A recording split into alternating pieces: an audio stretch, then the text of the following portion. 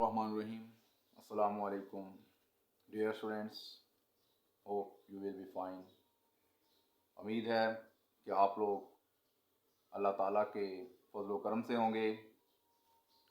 मैंने जैसा कि आपसे वादा किया था कि इंशाअल्लाह ताला मैं आपको तमाम तर चैप्टर्स के जो शॉर्ट क्वेश्चंस हैं, जो MCQs हैं, वो इसी तरह पहुंचाता रहूँगा। पहले चैप्टर के आपने MCQs शॉर्ट क्वेश्चन सुने, स्टडी किए और आप लोगों ने बेहतरीन उसका मुझे रिस्पांस दिया। तो मैं दूसरे चैप्टर के शॉर्ट क्वेश्चंस और MCQs के साथ हाजिर खिदमत हूँ। जनाब चलते हैं MCQs की तरफ। तो पहला MCQs है चैप्टर सेकंड, अक़वाम मुत्तहिदा के किस इदारे ने 1948 में रियासत जम्मू कश्मीर में इस्तिस्वाब राय के हक में करारदाद मंजूर की? तो इसके 2, 3, 4 ऑप्शन आ सकते हैं डियर स्टूडेंट्स। फर्ज करें, फर्स्ट ऑप्शन आ जाता है जनरल असम्बली, सेकंड ऑप्शन आ जाता है सलामती कौंसल, थर्ड ऑप्शन आ जाता है आलमी अदालत इंसाफ, फोर्थ आ जाता है तौलीती कौंसल। तो जी इसका जो दुरुस्त जवाब है वो ये है सलामती कौंसल। सलामती कौंसल ने जंग बंदी के हक में करारदाद मंजूर की।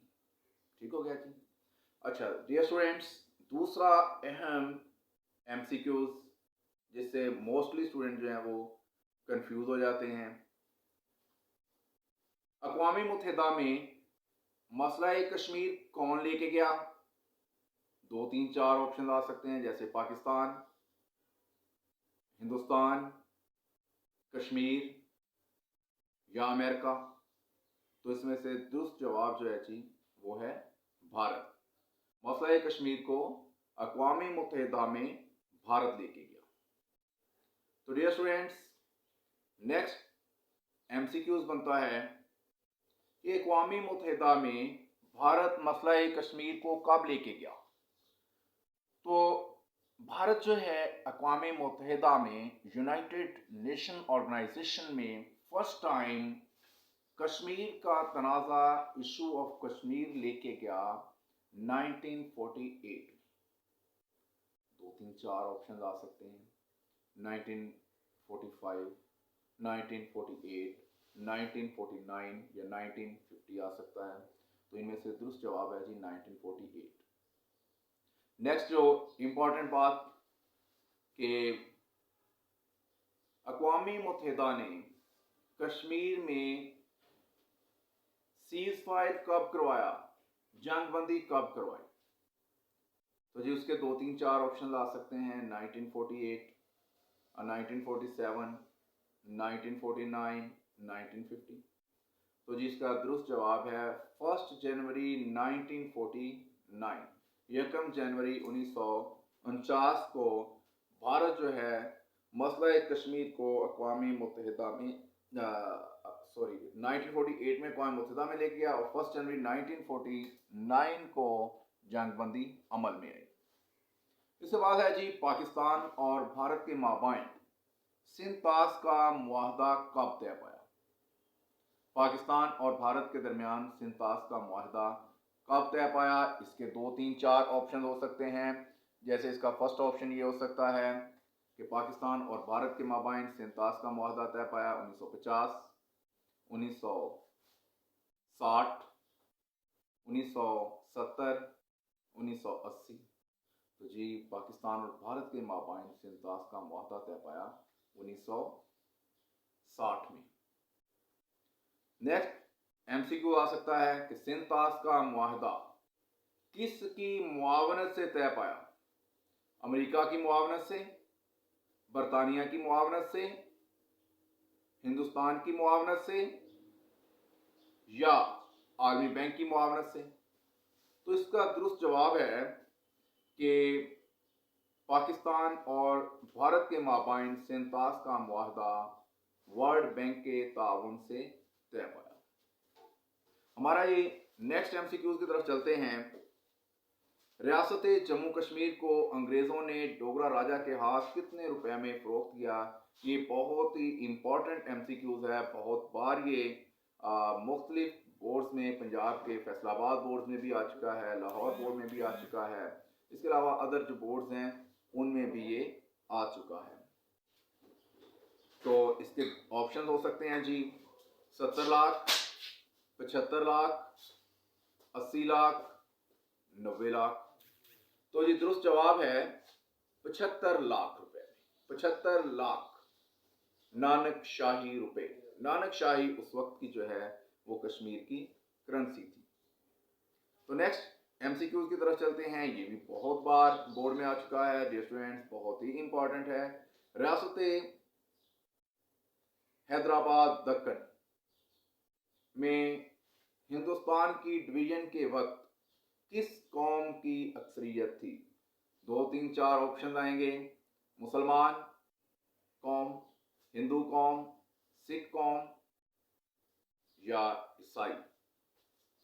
तो इसमें दुरुस्त ऑप्शन है जी हिंदू कौम की हैदराबाद दक्कन में तकसीम हिंद के वक्त अक्सरियत थी। नेक्स्ट हमारा एमसीक्यू आ सकता है कि हैदराबाद दक्कन का हुक्मरान कौन था? 2, 3, 4 ऑप्शन होंगे। हिंदू, मुसलमान, सिख या ईसाई। तो जिसका दुरुस्त ऑप्शन है कि रियासत हैदराबाद दक्कन का हुक्मरान मुसलमान था, जिन्हें निज़ाम कहते थे। निज़ाम ये उनका ख़ानदानी नाम चलता था। नेक्स्ट है जी मुत्तहिदा बर्रे सगीर में 1947 तक, 1947 तक कितनी ऑर्डिनेंस फैक्ट्रीज काम कर रही थी? ऑप्शन आ जाएगा 10, 15, 16, 20, 25। तो जी दुरुस्त ऑप्शन है कि 16 ऑर्डिनेंस फैक्ट्रीज काम कर रही थी। तो इनमें से नेक्स्ट एमसीक्यू आ जाएगा जी कि मुत्तहिदा हिंदुस्तान 1947 से पहले पाकिस्तान के इलाका जात में कितनी ऑर्डिनेंस फैक्ट्रीज थी? ऑप्शन आ जाएगा 5, 0, 10, 20। कौन सा जवाब दुरुस्त है? तो जी 0। पाकिस्तान के इलाका जात में कोई भी ऑर्डिनेंस फैक्ट्री मौजूद नहीं थी। नेक्स्ट है जी हैदराबाद दक्कन की अफवाज ने कब हथियार डाल दिए? 17 दिसंबर 1947। नेक्स्ट ऑप्शन है 17 दिसंबर 1948। नेक्स्ट है जी 11 सितंबर 1947। नेक्स्ट है जी 17 सितंबर 1948। तो इनमें से आपने डियर स्टूडेंट्स दुरुस्त ऑप्शन जो है वो पिक करना है, वो है 17 सितंबर 1948, 17 सितंबर 1948। तो डियर स्टूडेंट्स नेक्स्ट की तरफ चलते हैं।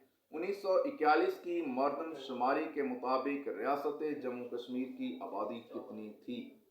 इसमें 2, 3, 4 ऑप्शंस दिए गए हैं, जिनमें से 25 लाख, 35 लाख, 40 लाख और चौथा ऑप्शन है 50 लाख।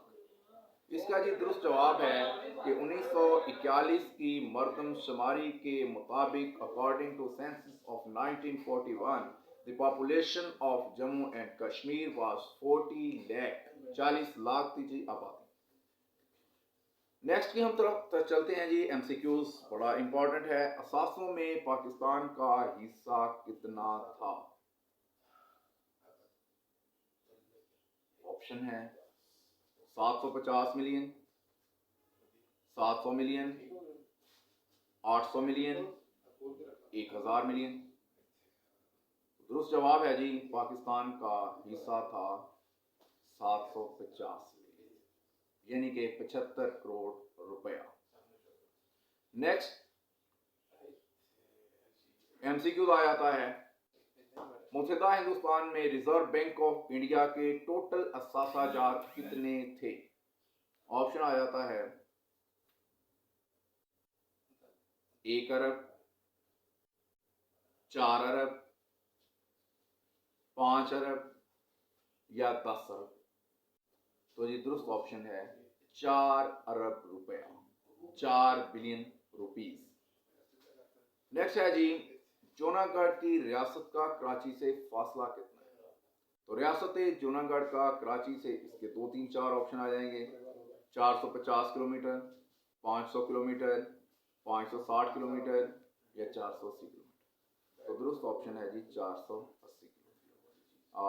रियासत जूनागढ़ का कराची से जो फासला था वो था 480 किलोमीटर। नेक्स्ट है जी, 11 सितंबर 1948 को भारत ने किस रियासत पर हमला किया? ऑप्शन में आ जाएगा जम्मू एंड कश्मीर, हैदराबाद दक्कन, रियासत जूनागढ़, रियासत बहावलपुर।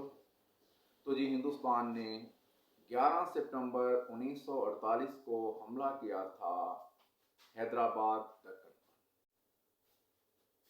तो 17 सितंबर तक उसने हैदराबाद दक्कन पर हिंदुस्तान ने मुकम्मल कंट्रोल हासिल कर लिया था, उस पर मुकम्मल कब्जा कर लिया था।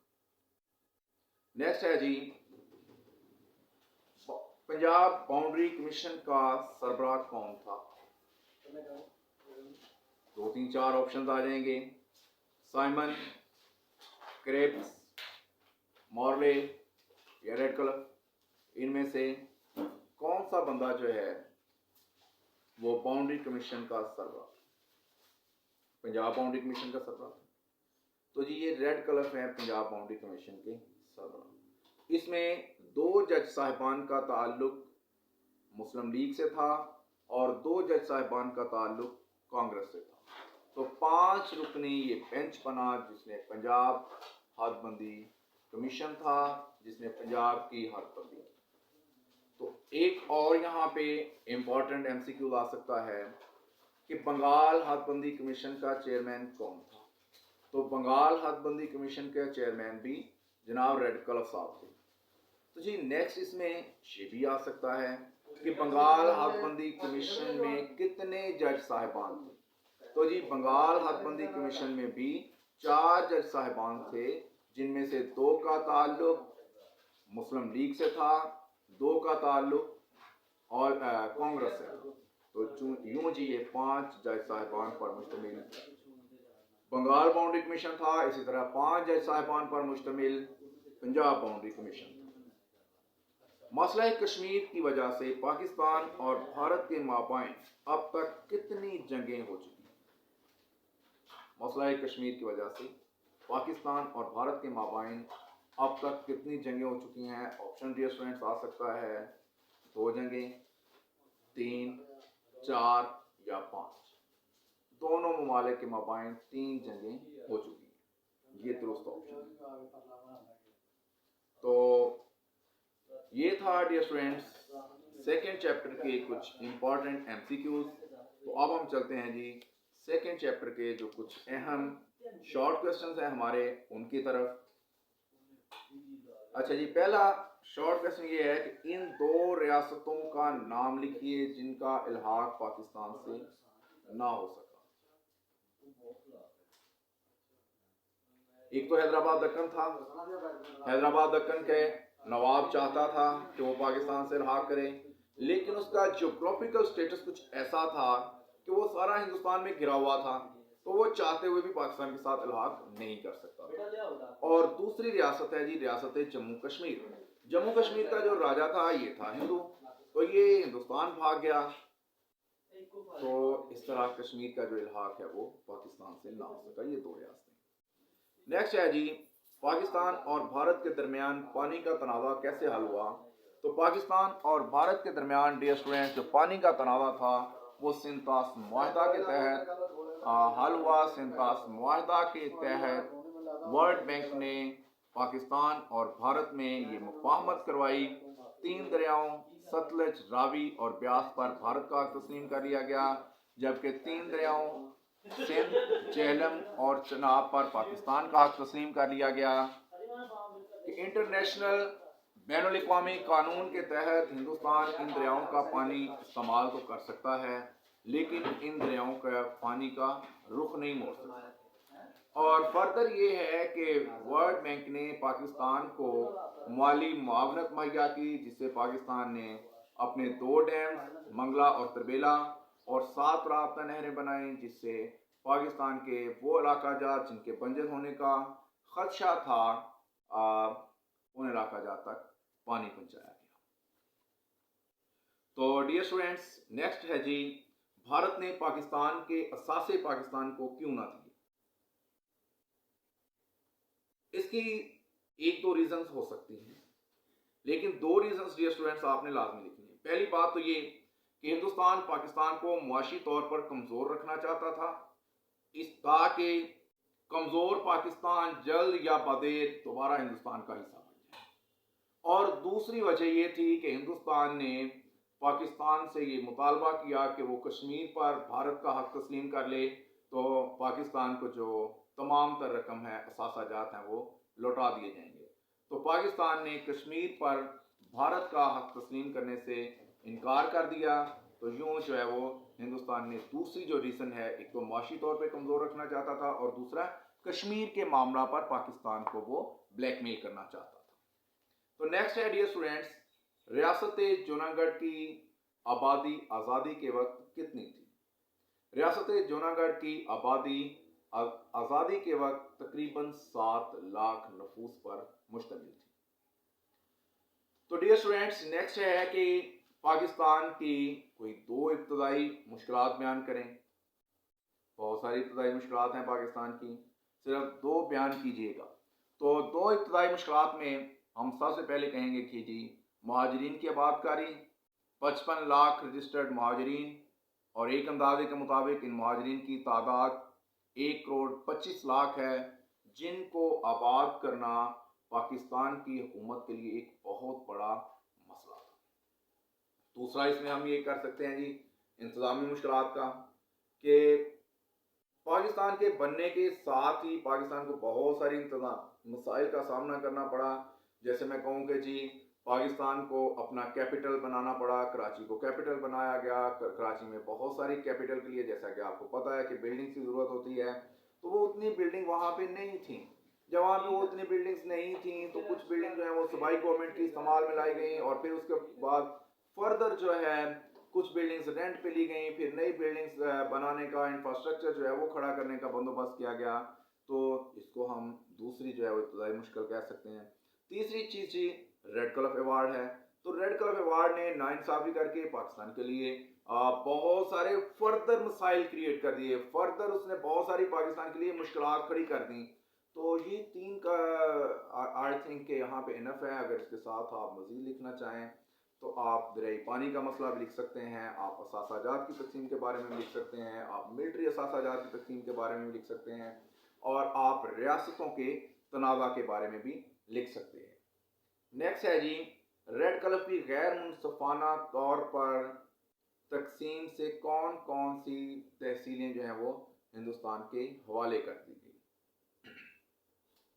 डियर स्टूडेंट्स, रेड क्लिफ जो हैं इन्होंने माउंटबेटन के प्रेशर में आके, माउंटबेटन के दबाव में आकर, माउंटबेटन के कहे में आकर हिंदुस्तान की बहुत सारी जो तहसीलें थीं पाकिस्तान के हिस्सा में आनी, वो हिंदुस्तान को लिख दी गई, जिनमें ज़िला गुरदासपुर की 3 तहसीलें हैं। गुरदासपुर था, पठानकोट था, बटाला, और इनके अलावा ज़िला फिरोजपुर की तहसील ज़ीरा और बाज़ दूसरे इलाके भी हिंदुस्तान के सुपुर्द कर दिए।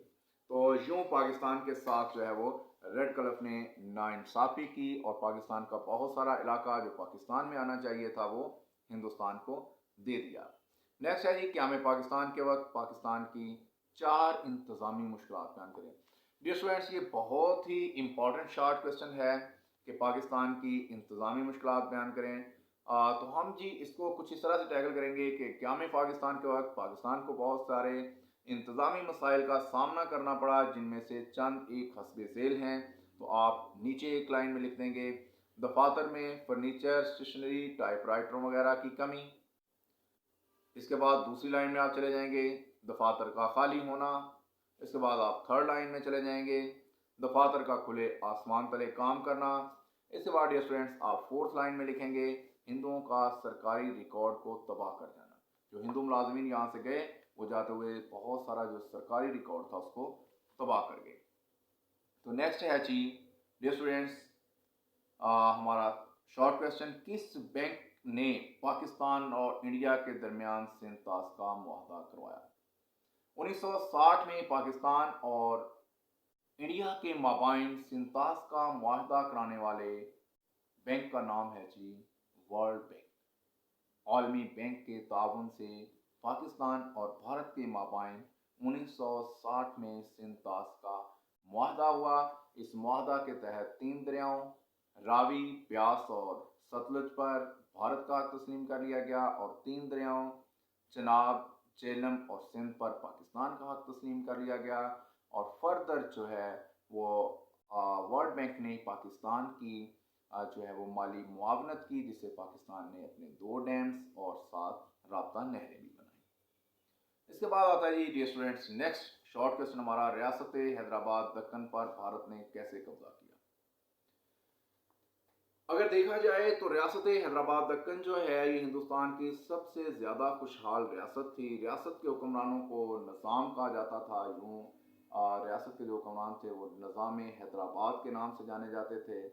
वहाँ पर बहुत बड़ी तादाद में मुसलमान रहते थे, क्योंकि वहाँ की जो अक्सरियत आबादी है उसका मज़हब हिंदू था। निज़ाम अवाम में बहुत हरदिल अजीज़ था। अवाम की खुशहाली के लिए निज़ाम बहुत कुछ करता था, इसलिए हिंदू जो हैं उसकी ममलकत में हैदराबाद दक्कन में बहुत खुश थे। वो निज़ाम जो है वो पाकिस्तान से इल्हाक चाहता था, लेकिन जोग्राफिकल जो अहमियत देखा जाए तो जोग्राफिकली वो शायद उसके लिए पॉसिबल नहीं था। तो लॉर्ड माउंटबेटन ने उस पर प्रेशर जो है वो डाला कि वो हिंदुस्तान के साथ इल्हाक का ऐलान करे। इन हालात को देखते हुए निज़ाम हैदराबाद ने जो है वो अपनी आज़ाद रियासत रखने का ऐलान किया। जब उन्होंने अपनी आज़ाद रियासत रखने का ऐलान किया तो हिंदुस्तान इतने शानदार इलाके को जो है वो छोड़ना नहीं चाहता था। लिहाजा हिंदुस्तान ने 11 सितंबर 1948 को निज़ाम हैदराबाद दक्कन पर हमला कर दिया और 17 सितंबर 1948 तक निज़ाम की फ़ौज जो है वो हथियार डाल चुकी थी और हिंदुस्तान आर्मी जो है वो मुकम्मल तौर पर हैदराबाद दक्कन का जो है वो कंट्रोल हासिल कर चुकी थी। नेक्स्ट है जी पाकिस्तान और भारत के दरमियान फ़ौजी असासों की तकसीम से मुतल्लिक आप क्या जानते हैं, या कोई 2 नुकात बयान कर दीजिए। तो डियर स्टूडेंट्स इसको हम यूँ टैकल करेंगे। बर्रे सगीर की तकसीम के बाद फ़ौजी असासों को दोनों नए ममालिक में तनासब के मुताबिक तकसीम किया जाना था, लेकिन इस मामले में इंसाफ से काम न लिया गया। भारत पाकिस्तान को कमज़ोर करना चाहता था ताकि वो भारत का हिस्सा बनने पर मजबूर हो जाए। नेक्स्ट है जी असलहा बनाने वाली तमाम फैक्ट्रियाँ हिंदुस्तान में थीं, जिन्हें हिंदुस्तान ने पाकिस्तान मुंतकिल करने से इनकार कर दिया। इस तरह पाकिस्तान को हथियारों की कमी का सामना भी करना पड़ा। नेक्स्ट है जी भारत ने रियासत जूनागढ़ पर किस तरह कब्जा किया? डियर स्टूडेंट्स जूनागढ़ का नवाब मुसलमान था, लेकिन आबादी की अक्सरियत गैर मुस्लिम थी यानी हिंदू थी। नवाब ने पाकिस्तान से इल्हाक का ऐलान कर दिया। भारत के गवर्नर जनरल माउंटबेटन ने इल्हाक को तस्लीम ना करने और जूनागढ़ पर को भारत का हिस्सा साबित करने के हक में दलाइल दिए। पाकिस्तान ने जूनागढ़ के इल्हाक के ऐलान को कबूल करते हुए एक खत जारी कर दिया, जिसकी नकल गवर्नर जनरल लॉर्ड माउंटबेटन को भी भेज दी गई। भारत ने पाकिस्तान की तौसीक को अपने अंदरूनी मामलात में मुदाखलत से ताबीर किया। जूनागढ़ को चारों तरफ से घेर लिया गया और खुराक और दीगर ज़रूरियात रियासत के अंदर जाने की इजाज़त ना दी गई। भारतीय अफवाज जूनागढ़ में दाखिल हो गई और फिर इसके दारुल-हुकूमत पर कब्जा कर लिया। यूँ ताकत के जोर पर हिंदुस्तान ने जूनागढ़ पर जो है वो कब्जा किया। अच्छा नेक्स्ट इसमें एक और क्वेश्चन रेज होता है कि रियासत जूनागढ़ ने भारत के साथ इल्हाक क्यों ना किया? रियासत जूनागढ़ ने भारत के साथ इल्हाक इसलिए ना किया कि इसका नवाब मुसलमान था और वो पाकिस्तान से इल्हाक करना चाहता था, लेकिन भारत ने रियासत को चारों तरफ से घेर कर इस पर ज़बरदस्ती कब्जा कर लिया। नवाब हिजरत करके पाकिस्तान आ गया। इसके बाद नेक्स्ट शॉर्ट क्वेश्चन है डियर स्टूडेंट्स, पाकिस्तान और हिंदुस्तान में पानी के मसले के हल के लिए कौन सा मुआहदा और कब तय पाया? ये सवाल बहुत बार डिस्कस हो चुका है पहले भी। इस चैप्टर में कि पाकिस्तान और भारत के माबाइन पानी के हल के लिए वर्ल्ड बैंक के ताउन से सिंतास का मुआहदा तय पाया। नेक्स्ट हमारा शॉर्ट क्वेश्चन है, डियर स्टूडेंट्स, पाकिस्तान और भारत के दरमियान फौज की तकसीम को मुख्तसरन बयान करें। पाकिस्तान और भारत के दरमियान फौज की तकसीम बर्रे सगीर की तकसीम के बाद फौजी असासों को दोनों नए ममालिक में तनासब के मुताबिक तकसीम किया जाना तय पाया था, लेकिन इस मामले में इंसाफ से काम ना लिया गया। तय ये पाया कि फौजी असासे 64 और 36% के तनासब से तकसीम कर दिए गए, यानी 64% 64% भारत को दे दिए जाएँ, 36% यानी कि 36% पाकिस्तान को दे दिए जाएँ। मुत्तहिदा भारत में 16 ऑर्डिनेंस फैक्ट्रीज काम कर रही थीं और उनमें से एक भी ऐसी नहीं थी जिसे पाकिस्तान के को मिलने वाले इलाका जात में बनाया गया हो। तो अब भारत जो है वो फैक्ट्रीज पाकिस्तान को देने पे आमादा ना हुआ। फैक्ट्रीज तो क्या कोई एक पुरज़ाबिन फैक्ट्रीज का पाकिस्तान को देने के पे आमादा ना हुआ, बल आखिर बड़ी गुफ्तो शनीद के बाद तय पाया कि हिंदुस्तान पाकिस्तान को 60 मिलियन रुपए अदा करेगा।